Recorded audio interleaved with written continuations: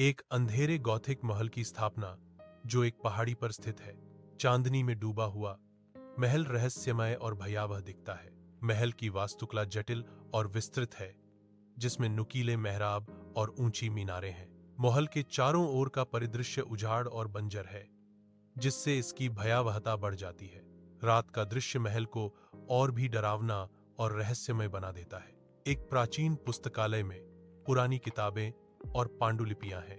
पन्ने धीमी गति में पलटते हैं। यह व्लाड के प्रारंभिक जीवन की कहानी बताता है। यह व्लाड की शिक्षा के बारे में भी बताता है। युद्ध क्षेत्र भयावह है।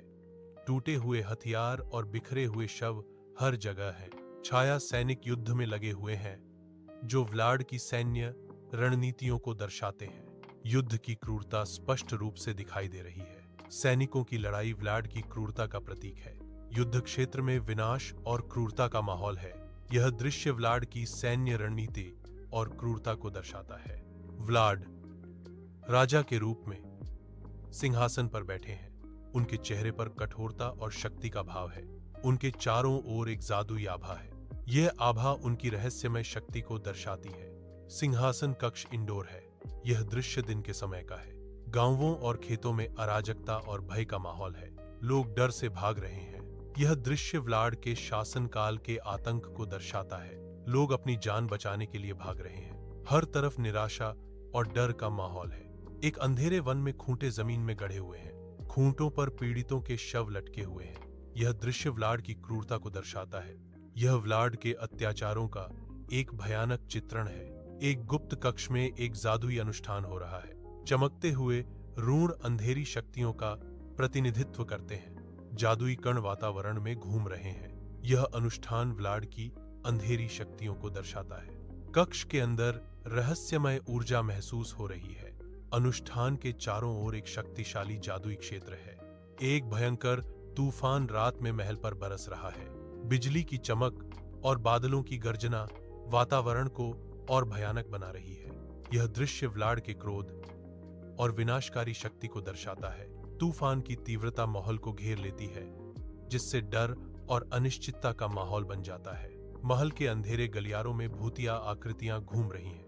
ये व्लाड के शासनकाल के पीड़ितों की आत्माएं हैं। ये आत्माएं बदला लेने के लिए भटक रही हैं।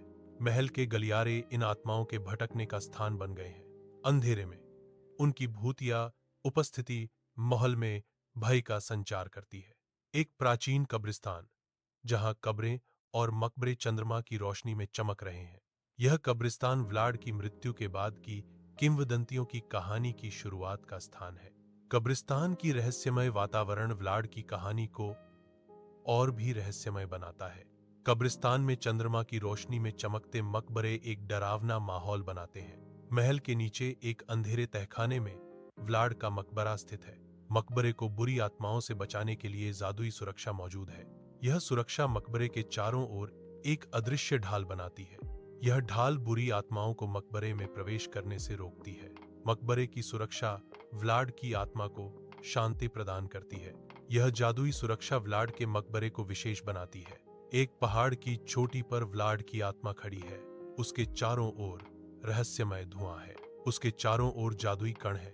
यह दृश्य उसकी अमरता का प्रतीक है। यह दृश्य उसकी शाश्वत विरासत का प्रतीक है। वह पहाड़ की चोटी पर अविनाशी खड़ा है।